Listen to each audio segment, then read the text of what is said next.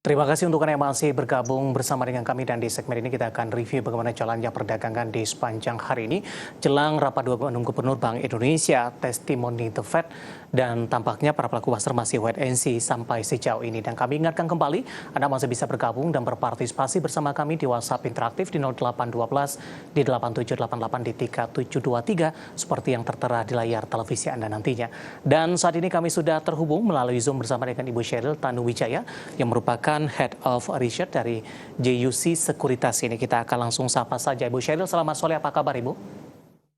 Halo, selamat sore Mas David. Kabar baik. Terima kasih Bu Sheryl sudah meluangkan waktu di IDX Channel. Langsung saja, hari ini indeks harga saham gabungan kembali tertekan cukup dalam level 6.700-an, semakin jauh ditinggalkan sampai sejauh ini. Sentimennya masih sama, para pelaku pasar masih menunggu rapat Dewan Gubernur Bank Indonesia, kemudian juga testimoni dari The Fed. Analisis Anda? Oke, baik. Terima kasih Mas David. Hari ini IHSG lanjut melemah ya, karena pelaku pasar masih menantikan hasil RDG BI di esok hari dan hari Kamis ya. Lalu juga pelaku pasar khususnya sih menantikan komentar dari Bank Indonesia ya terkait kondisi perekonomian domestik. Lalu dari sentimen global, pelaku pasar juga masih mencerna keputusan Bank Sentral China ya, PBOC hari ini mengangkat suku bunga sebesar 10 basis poin untuk mendukung pertumbuhan sektor properti dan menjaga pertumbuhan ekonominya pasca pandemi. Lalu di Rabu dan Kamis ini juga ada pernyataan ya dari Gubernur Bank Sentral Amerika Jerome Powell terkait langkah kebijakan moneter berikutnya. Sejauh ini sih kalau kita lihat survei di pelaku pasar menunjukkan 75% probabilitas The Fed itu menaikkan suku bunga sebanyak 25 basis poin di bulan Juli. Nah, dengan berbagai sentimen tersebut, jadi membuat pelaku pasar bersikap risk off ya, seperti tercermin pada IHSG di sore hari ini yang koreksi. Baik, tapi kalau kita flashback dalam beberapa pekan terakhir ketika dari bursa Asia, kemudian global rally terkait dengan suku bunga The Fed dipertahankan di pekan lalu, tapi indeks harga saham gabungan tidak bergerak kemana-mana. Dan di pekan ini IHSG juga lebih cenderung tertekan, Ibu Sheryl. Bagaimana analisis Anda respon dari investor pasar domestik ataupun investor asing yang ada di pasar domestik sampai sejauh ini?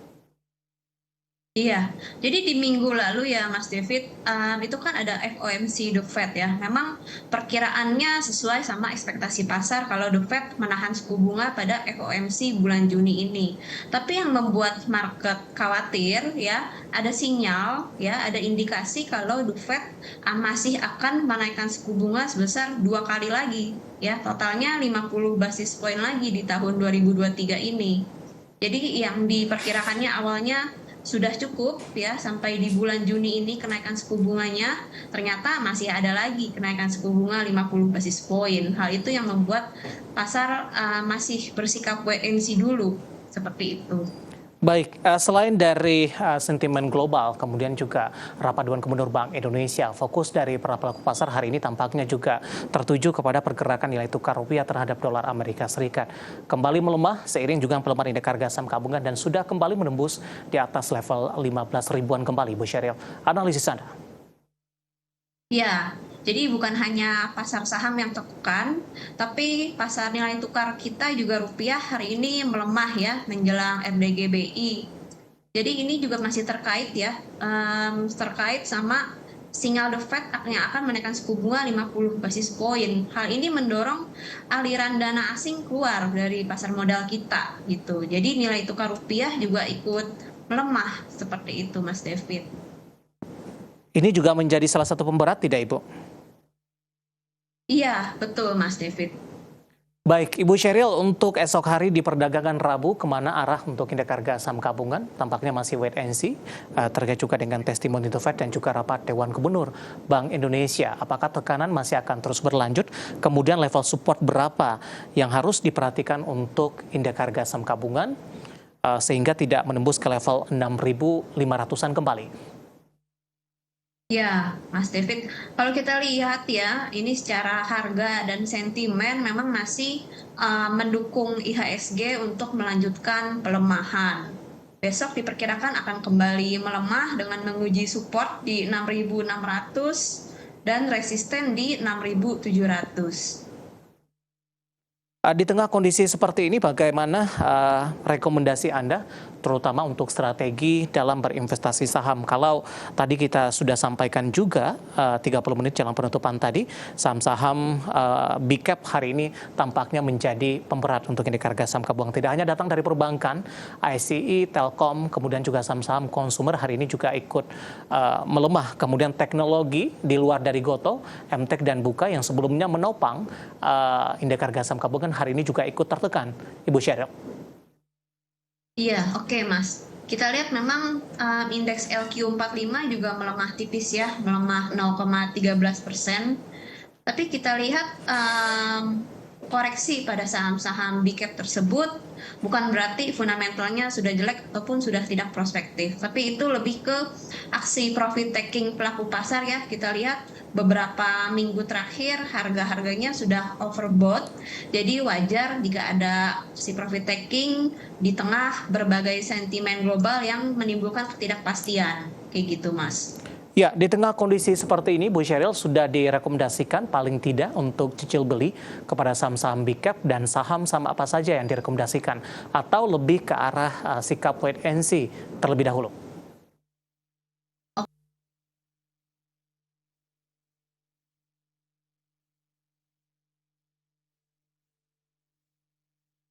Hari Kamis setelah RDGBI baru IHSG-nya bisa rebound ya.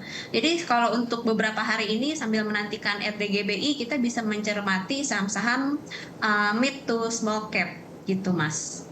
Oke, mid to small cap, dan mungkin saja ini masuk ke dalam saham-saham pilihan Anda yang Anda rekomendasikan nantinya. Nanti kita akan bahas di segmen selanjutnya, Ibu Sheryl.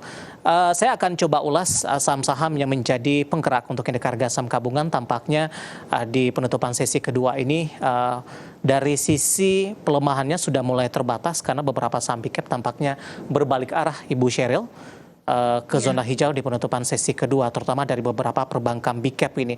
Dari beberapa perbankan big cap, kemudian dari posisi teknikalnya hingga penutupan sesi kedua hari ini, mana yang lebih Anda rekomendasikan dan juga support dan resistennya, Ibu? Oke. Di antara 4 perbankan big caps kita merekomendasikan BBNI ya untuk bisa di entry besok ya. Kita bisa memanfaatkan momentum harganya ya. Ini kan beberapa hari BBNI ini sideways ya. Nah, hari ini closingnya udah di atas area-area resisten ya, udah di atas area resisten moving average. Jadi kita bisa buy dengan target di 9.300 dan stop loss di 8.900 untuk Bank BNI. Baik, penutupan hari ini di 9.075 menguat di 0,28%, buy di 9 supportnya tadi di 8.900, targetnya ke 9.300, Ibu Sheryl ya. Iya, betul. Oke, penutupan hari ini di 9.075. Baik, dari perbankan kita bergeser ke saham-saham yang menjadi fokus dari para pelaku pasar, terutama dari pertambangan batubara. Ada PTBA yang kemarin sempat mengalami pelemahan, profit taking sepertinya, dan hari ini PTBA kembali mengalami penguatan dan investor tampaknya kembali masuk ini dengan memanfaatkan momentum pembagian dividen. Kemana arah untuk PTBA? Terutama jelang KUM dan ex-dividennya. Tadi juga hari ini juga sudah keluar dari sisi jadwal pembagian dividennya, Ibu Sheryl. Oke, baik. Ya, memang kalau soal dividen PTBA itu menarik ya, hampir 30% ya jumbo. Tapi kita juga perlu mencermati biasanya saham-saham yang habis bagi dividen itu cenderung terkoreksi gitu ya. Jadi kalau saya sarankan sih untuk di PTBA sebaiknya untuk lebih ke trading jangka pendek aja ya. Kalau mau masuk untuk invest untuk jangka menengah panjang sebaiknya ya tunggu pembagian dividennya aja. Kayak gitu, Mas. Oke, support dan resisten sebelum X dan KUM dividennya, Ibu, yang bisa diperhatikan untuk posisi trading untuk PTBA? Iya, untuk bisa trading menarik kita koleksi di harga 3.790 ya. Targetnya bisa di 3.950 dan stop loss di 3.700 untuk PTBA. Baik, penutupan hari ini di 3850 menguat di 1,58% dan lagi-lagi keputusan investasi tetap ada di tangan pemirsa IDX Channel. Ibu Sheryl, sebelum kita jeda, saya akan coba sampaikan update dari penutupan indeks harga saham gabungan di sesi kedua hari ini dan juga beberapa data perdagangan lainnya yang berhasil dihimpun oleh tim redaksi kami. Pemirsa, indeks harga saham gabungan masih ditutup di zona merah di sesi kedua hari ini, namun pelemahannya lebih ke arah terbatas karena tadi beberapa menit jelang penutupan IHSG sempat melemah di 0,81%. Di penutupan sesi kedua hari ini tertekan terbatas di 0,38% dan ditutup di level 6.660,455. Di sepanjang perdagangan hari ini, IHSG sempat menyentuh ke level tertingginya di 6.692,441 di beberapa menit jelang pasca pembukaan di sesi pertama pada pagi tadi. Langsung saja kita akan coba lihat beberapa data perdagangan lainnya yang berhasil dihimpun oleh tim redaksi kami di penutupan sesi kedua hari ini. Ke grafis yang pertama, pemirsa, kita akan coba lihat update penutupan beberapa indeks lainnya seperti MNC 36 ini mengalami pelemahan di 0,68%, Jakarta Islamic Index juga melemah di 0,77%, LQ45 tertekan di 0,56% seiring juga dengan pelemahan indeks harga saham gabungan di 944,730. Kemudian kita akan coba lihat rotasi pergerakan sektoral di penutupan sesi kedua hari ini. Energi memimpin penguatan hanya tipis saja di 0,03%. Kemudian barang baku tertekan cukup dalam di 1,63%. Konsumsi non-primer hari ini menjadi pemberat di 1,44% dan sektor kesehatan juga tertekan di 0,10%. Kita akan coba lihat saham-saham yang mengalami penguatan signifikan yang masuk ke dalam deretan top gainers hingga penutupan sesi kedua sehingga pelemahan untuk indeks harga saham gabungan lebih ke arah terbatas. BBRI menguat di 5.550, BBCA juga menguat di 9.050. PTBA juga menguat di 3.850, Telkom juga berbalik arah di 3.990.